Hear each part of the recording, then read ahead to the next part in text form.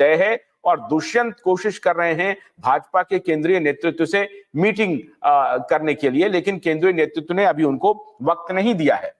उधर महाराष्ट्र में क्या हो रहा है, आज इस मुद्दे पर बात करेंगे कि महाराष्ट्र में महाविकास आघाड़ी की क्या है अभी हालत है और बीजेपी के जो दूसरे सहयोगी हैं उनकी क्या हालत है, अजित पवार एनसीपी और शिंदे गुट के शिवसेना की।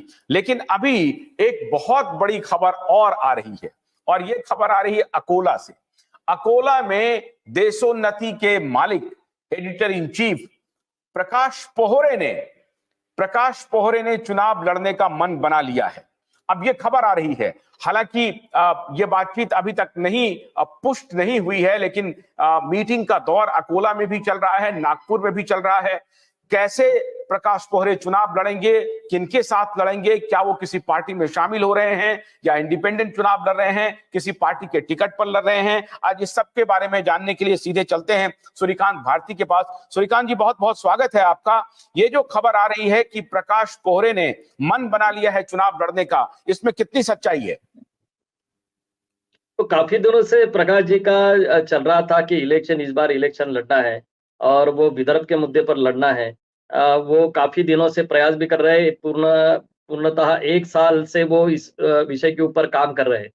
पूरा विदर्भ का उन्होंने दौरा कर चुके हैं। उनकी 2 फेरियां जो है इस पूरे 1 साल में वो उन्होंने पूरी कर ली है और संभवतः वो इलेक्शन चुनाव लड़ेंगे। जो आपने बताया कि वो मेरे लिए तो कोई खबर नहीं है, क्योंकि वो पहले से मन बना लेते, लेकिन राजनीतिक विशेषज्ञों के लिए ये बहुत महत्वपूर्ण होगा कि प्रकाश पोहरे जैसा एक बड़ा कद्दावर जो न्यूज़पेपर जो चलाते हैं और वो उनका न्यूज़पेपर ये धरातल के ऊपर, यानी दलित पीड़ित शोषित किसानों का अखबार है उनका, और वो अगर इलेक्शन में उतर जाते तो बड़ा विदर्भ के लिए भी बड़ा अच्छा होने वाला है। और चल रही थी वोलाटाइल पोजीशन थी कि अकोला से लड़ेंगे या फिर वाशिम यवतमाल से वो लड़ेंगे, तो ऐसा उनका चल रहा था। कल उनकी मीटिंग हुई संडे को 2 दिन पहले, और मैराथन मीटिंग हुई, प्रमुख कार्यकर्ताओं की मीटिंग हुई। पूरे विदर्भ से उनके करीबन 200 के करीबन लोग उस वक्त मीटिंग में शामिल थे। पूरी दिन भर की वो मीटिंग चली और ये तय किया गया कि, और वो प्रकाश जी के ही ऊपर छोड़ दिया है कि आप अकोला से लड़ेंगे या वाशिम और यवतमाल कॉन्स्टिट्यूएंसी लड़ेंगे, कि दोनों सटीक है। पहले अकोला जिला, वाशिम यवतमाल जो जिला जो है वो अकोला में सम्मिलित था, तो इसलिए वो दोनों तरफ से उनके अच्छी पैठ है उनके इसके अंदर। और मुझे ऐसा लगता है कि ये बड़ा कैंडिडेचर होगा और किसी के दृष्टि के, यानी भाजपा के दृष्टि से भूकंप भी होगा।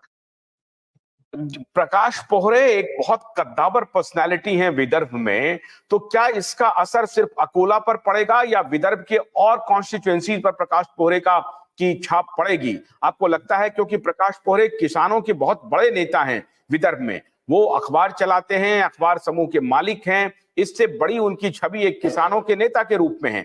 ऐसी स्थिति में सिर्फ अकोला, वाशिम या यवतमाल को ना छोड़ करके पूरे विदर्भ में क्या वो गेम चेंजर हो सकते हैं और जो स्थापित पॉलिटिकल पार्टियां हैं उनके लिए एक बहुत बड़ी चुनौती बन करके उभर सकते हैं? और वो अगर लड़ रहे हैं तो क्या जानकारी है आपको, किस पार्टी के टिकट पर लड़ रहे हैं? नहीं, वो किसी अभी तो फिलहाल जितनी राजनीतिक पार्टियां उनके तरफ से तो वो खड़े नहीं रहेंगे, क्योंकि मुखर विरोध करते हैं। वो कांग्रेस का भी विरोध करते हैं, वो भाजपा का तो पूरे जोर से विरोध करते हैं।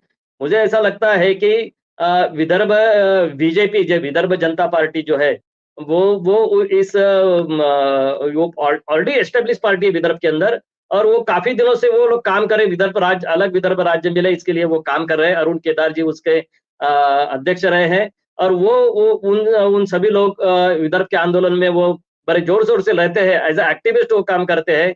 और शायद प्रकाश जी वो पार्टी की तरफ से चुनाव लड़ेंगे, ऐसा मुझे लगता है। आपने जो कहा कि विदर्भ में इसका गेम चेंजर साबित होगा क्या, तो ये तो बात है कि ये इलेक्शन चुनाव किस मोड़ पर लेकर जाते हैं प्रकाश जी, कितना सफल होते हैं विदर्भवादी, उसके ऊपर डिपेंड करेगा। लेकिन आपने जो कहा वो 2-3 महत्वपूर्ण बातें उसके अंदर है। वो पहली बात, आप वो किसानों के बड़े नेता रह चुके हैं, शरद जोशी जी के साथ वो बड़ा काम कर चुके हैं। कापूस सीमा पार आंदोलन में और दारूबंदी के आंदोलन में उन्होंने बड़ा काम किया है, और वो विदर्भ में वो प्रखर एक एक्टिविस्ट करके वो जाने जाते हैं। उनके पास एक पेपर तो है, वर्तमान पत्र उनके पास है जो किसानों के लिए काम करता है, दलितों के लिए काम करता है, कामगारों के लिए काम करता है। जितना भी शोषित पीड़ित लोग हैं उसका वो आवाज बनकर आते हैं, ऐसी उनकी पहचान रही है। लेकिन यह जो इलेक्शन का टेम्पो है, उस टेम्पो किस ओर लेके जाते हैं, उसके ऊपर वो डिपेंड करेगा। क्योंकि विदर्भ के आंदोलन में काम करने वाले बहुत सारी शक्तियां हैं।